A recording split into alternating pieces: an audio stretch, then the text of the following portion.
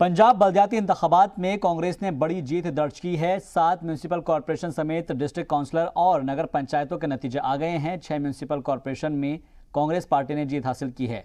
Abohar municipal corporation के 50 वार्डों में से 49 वार्डों पर कांग्रेस और सिर्फ वार्ड 29 में अकाली दल के उम्मीदवार की जीत हुई है।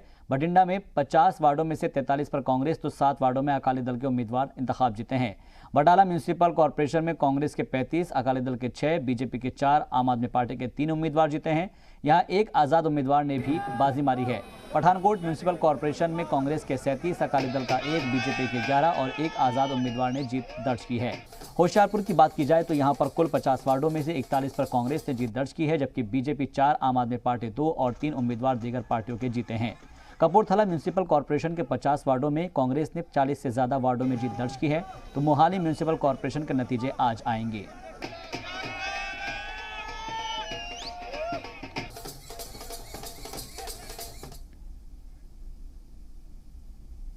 पंजाब के सीएम कैप्टन अमरिंदर सिंह ने बलदियाती इंतखाबात में कांग्रेस की बड़ी जीत के लिए रियासत के लोगों को मुबारकबाद पेश की है। उन्होंने रियासती सदर सुनील जाखड़, वज़रा, पार्टी एमएलए और कारकुनान को भी मुबारकबाद दी और कहा कि बलदियाती इंतखाबात में कांग्रेस की इस जीत से अवाम ने रियासती सरकार की पॉलिसियों पर मुहर लगाई है और अवाम मुखालिफ, किसान मुखालिफ, अकाली दल, आम आदमी पार्टी और बीजेपी को नकार दिया है। उन्होंने बलदियाती इंतखाबात की जीत को 2022 के असेंबली इंतखाबात के पहले का तजुर्बा करार दिया।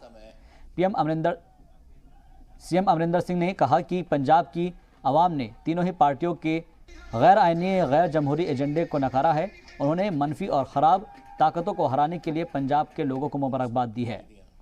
गिनती हुई है और पहला तो मैं